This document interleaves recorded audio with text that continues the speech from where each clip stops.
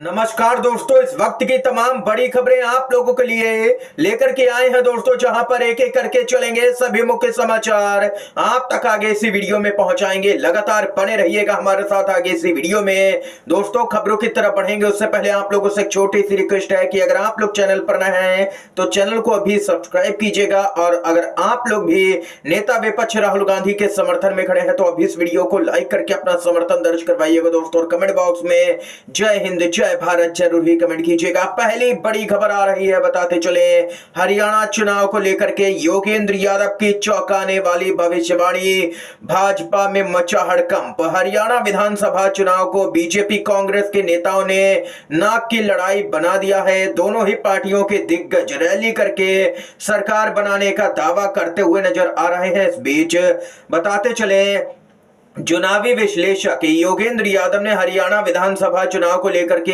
एक बड़ी भविष्यवाणी की है। इससे पहले उन्होंने लोकसभा चुनाव 2024 के नतीजों से ठीक पहले भी सटीक भविष्यवाणी की थी, जो लगभग यहां पर सही साबित हुई। और अब यहां पर हरियाणा के विधानसभा चुनाव को लेकर के योगेंद्र यादव ने भविष्यवाणी की है। नतीजे काफी चौंकाने वाले बताए हैं दोस्तों। बताते चले योगेंद्र यादव ने कहा है कि हरियाणा के अंदर पहली संभावना है कि कांग्रेस के पक्ष में हवा चल रही है। दूसरी संभावना यह है कि कांग्रेस के पक्ष में आंधी चल रही है। तीसरी संभावना है कि कांग्रेस के पक्ष में सुनामी चल रही है।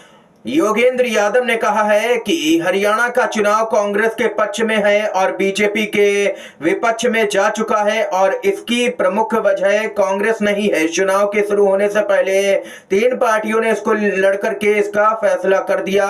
वो है जवान, किसान, पहलवान। ये तीन लोग यहाँ पर चुनाव खुद ही लड़ रहे हैं और भाजपा का सफाया कर रहे हैं राज्य से।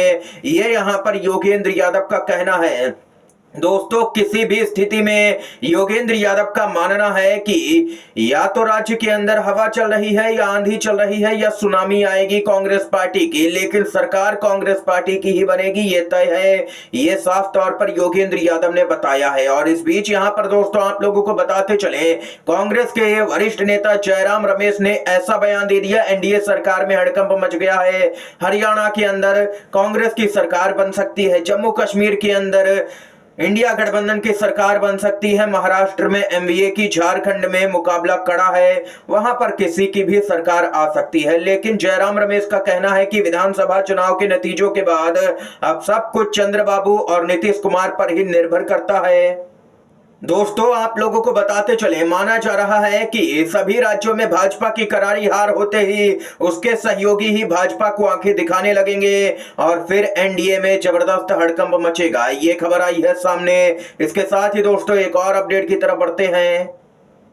सीबीआई ईडी से धमका करके चुनावी बॉन्ड लिए, निर्मला सीतारमण पर हुई एफआईआर तो मल्लिकार्जुन खड़गे ने बीजेपी को घेरा है। चुनावी बॉन्ड मामले को लेकर के वित्त मंत्री निर्मला सीतारमण के साथ साथ ईडी और जेपी नड्डा सहित बीजेपी नेताओं के खिलाफ में बेंगलुरु में एफआईआर दर्ज की गई है। मामले पर कांग्रेस के अध्यक्ष मल्लिकार्जुन खड़गे ने कहा है कि कांग्रेस पार्टी ने इस मुद्दे को संसद में उठाया था।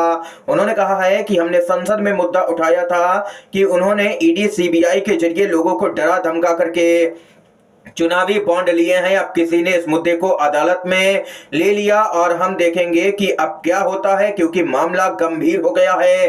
केंद्रीय मंत्रियों पर गंभीर आरोप लगे हैं। ईडी पर भी एफआईआर हुई है दोस्तों। भाजपा के राष्ट्रीय कार्यालय तक पर एफआईआर दर्ज की गई है कोर्ट के आदेश पर। जेपी नड्डा का भी नाम शामिल है दोस्तों। कई दिग्गज नेताओं पर एफआईआर कोर्ट के आदेश के बाद में हुई है। मामला गंभीर हो गया है और कर्नाटक के मुख्यमंत्री सिद्धरामैया ने तो यहां पर सभी का इस्तीफा भी मांग लिया है। आप लोगों के अनुसार यहां पर बीजेपी के मंत्रियों को इस्तीफा देना चाहिए या फिर नहीं? आप लोगों की क्या कुछ राय है, कमेंट बॉक्स में बताइएगा। एक और खबर की तरफ बढ़ते हैं।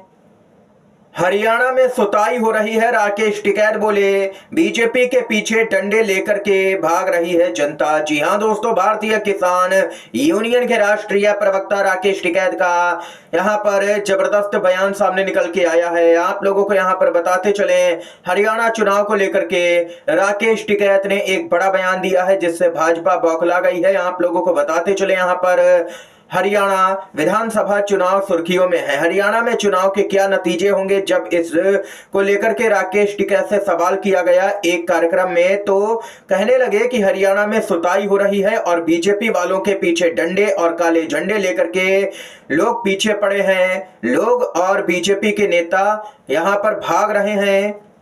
उन्होंने यहां पर कहा है कि जो हरियाणा की जनता है वो भाजपाई नेताओं को खदेड़ रही है, गांवों से उनको प्रचार नहीं करने दे रही है, क्योंकि यही भाजपा के नेता किसानों के विरोध में खड़े होते हैं और अब इनको गांव में घुसने की एंट्री इजाजत नहीं है किसी भी कीमत पर। यह कहना है राकेश टिकैत का। इसके साथ ही दोस्तों एक और अपडेट की तरफ चलते हैं।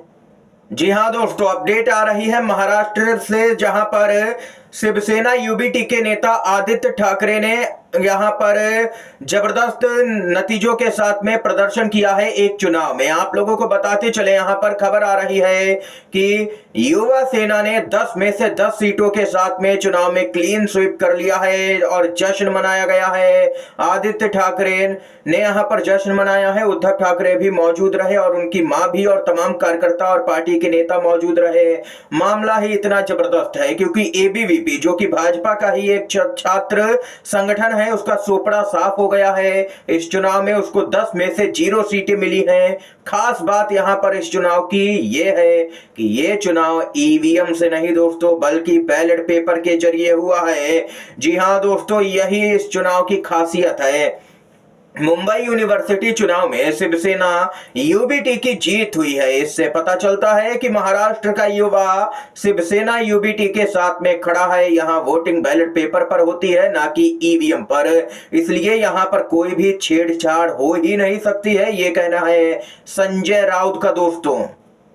दोस्तों आप लोगों की क्या कुछ राय है? आप लोग चुनाव यहां पर जो होता है मतदान, उसको ईवीएम के जरिए मतदान के समर्थन में खड़े हैं या फिर बैलेट पेपर के जरिए? आप लोग अपनी राय कमेंट बॉक्स में कमेंट करके जरूर ही बताइएगा। इसके साथ ही बैलेट पेपर के समर्थन में खड़े हैं तो वीडियो को लाइक करके अपना समर्थन भी दर्ज करवा सकते हैं। इसके साथ ही खबर आ रही है हरियाणा से, जहां पर निर्दलीय उम्मीदवारों को दिया गया प्रत्येक वोट, भाजपा को दिया गया 1 वोट है, बी टीम को दिया गया हर 1 वोट, बीजेपी को दिया गया वोट है, बीजेपी को दिया गया हर वोट, किसानों, बेटियों और हरियाणा के लोगों के खिलाफ वोट है। हरियाणा चुनाव का यहां पर सबसे महत्वपूर्ण भाषण दीपेंद्र हुड्डा का ये यहां पर सामने निकल के आया है। दोस्तों आप लोगों के अनुसार हरियाणा में किस पार्टी की सरकार बन सकती है, कांग्रेस या भाजपा? आप लोगों की क्या कुछ राय है बता सकते हैं कमेंट बॉक्स में। इस समय की तमाम बड़ी खबरें थी जो हमने आप तक पहुंचाएं। वीडियो अगर आप लोगों को पसंद आया हो तो लाइक कीजिएगा, इन खबरों को दोस्तों शेयर कीजिएगा ज्यादा से ज्यादा, और चैनल पर अगर नए हैं तो चैनल को सब्सक्राइब भी कीजिएगा। आप सभी का दोस्तों बहुत बहुत धन्यवाद। जय हिंद, जय भारत।